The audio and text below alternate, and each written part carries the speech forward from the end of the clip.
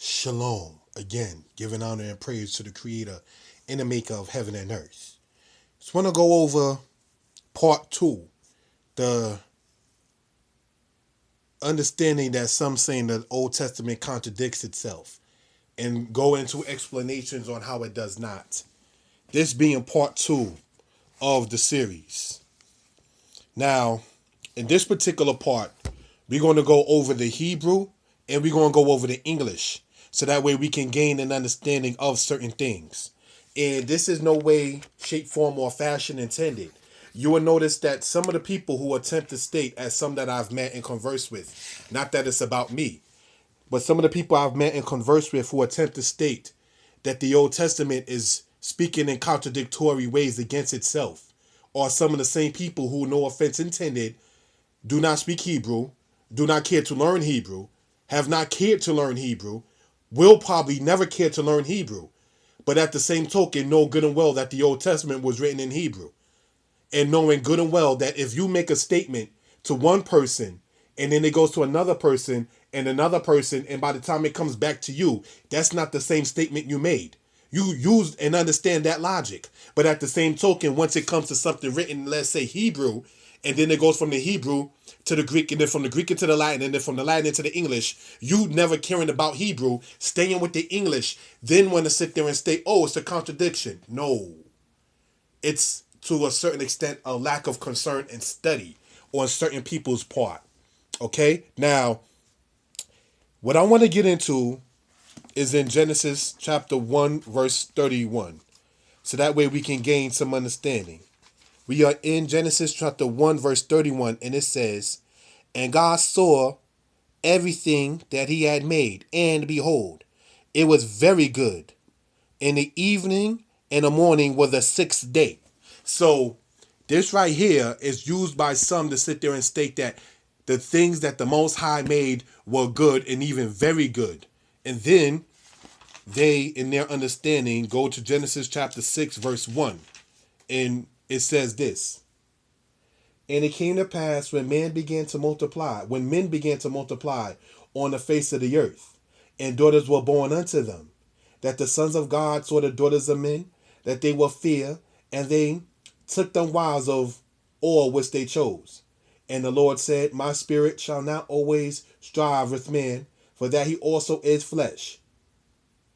Yet his days shall be 120 years.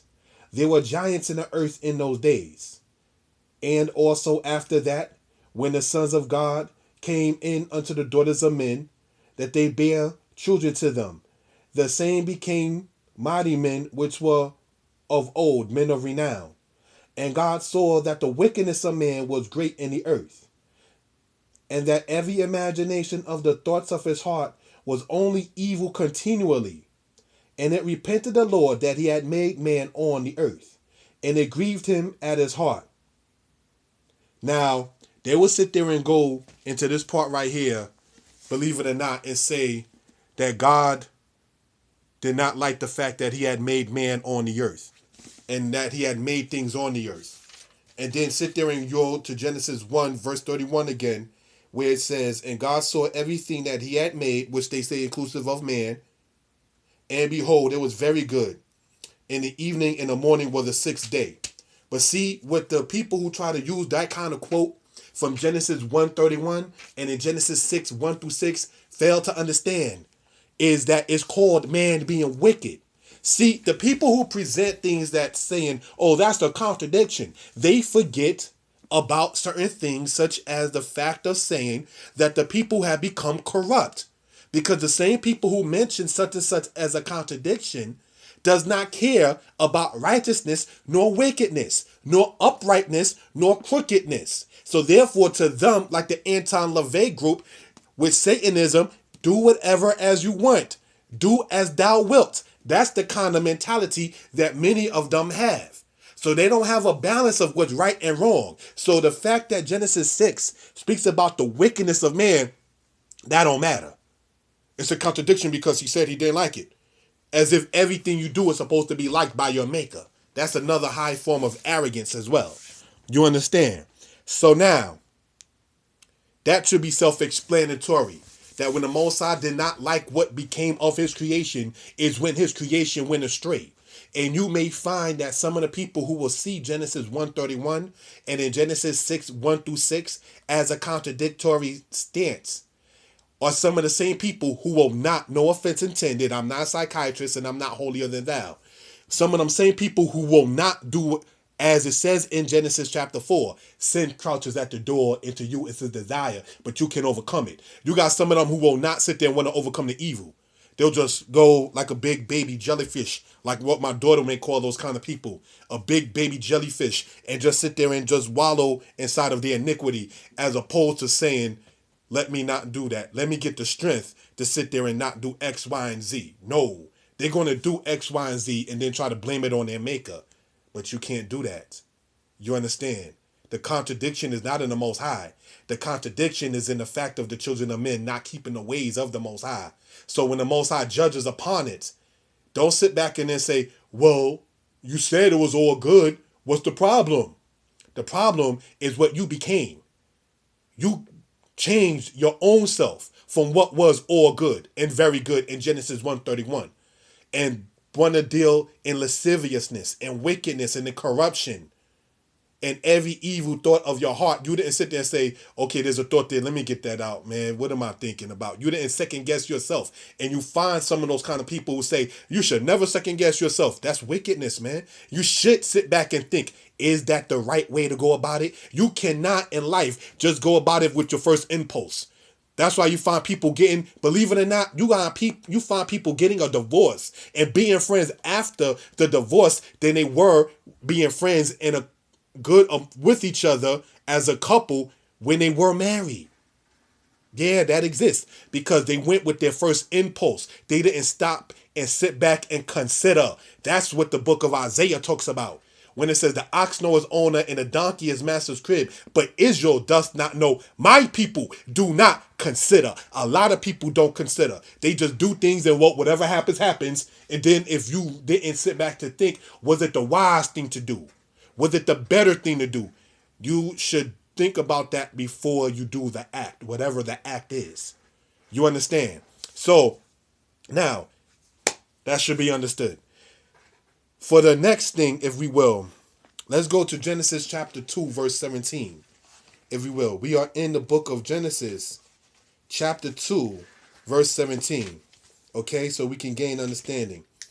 And it says, let's start at 16.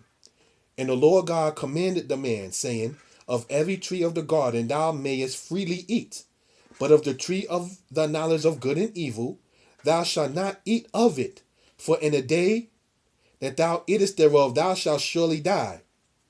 Now, we know good and well that Adam winded up, unfortunately, transgressing the commandment of the Most High.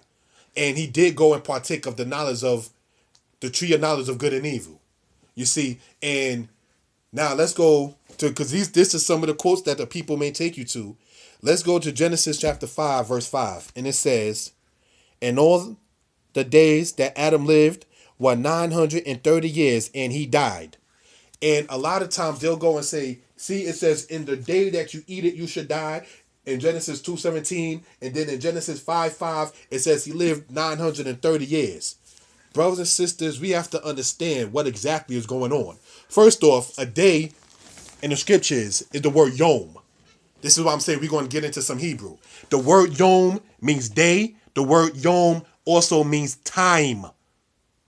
The word yom also means cycle.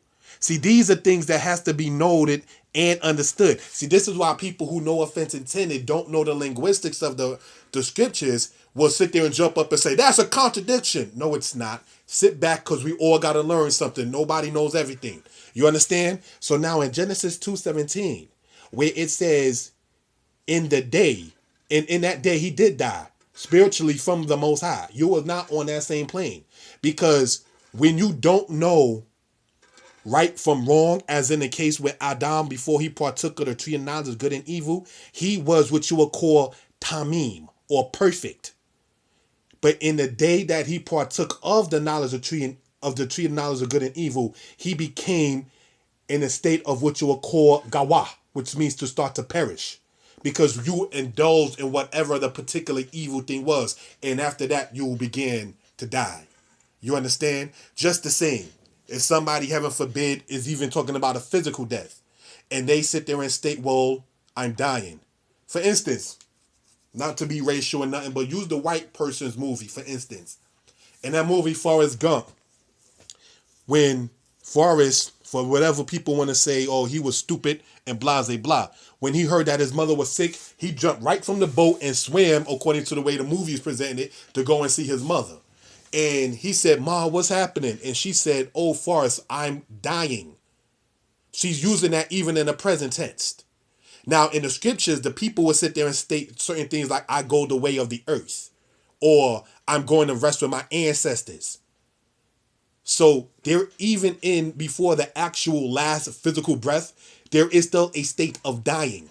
You understand? And then after you die, there's still cells that are still dying after your physical death. So now in the spiritual realm, in which Adam, after he partook of the tree of knowledge of good and evil, that's when his death actually began in that day. You are not on that same level. We are not living in the same quarters. It's the same thing, not to sound streetish or sound quote unquote from the street. When somebody say, yo, you dead up here, man.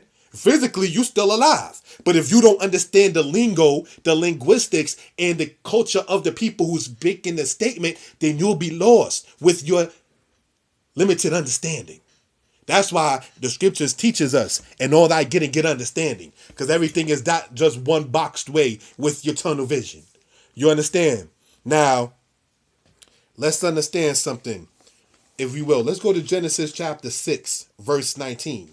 It says, and of every living thing of all flesh, two of every sort thou shalt thou bring into the ark, to keep them alive with thee. They shall be male and female.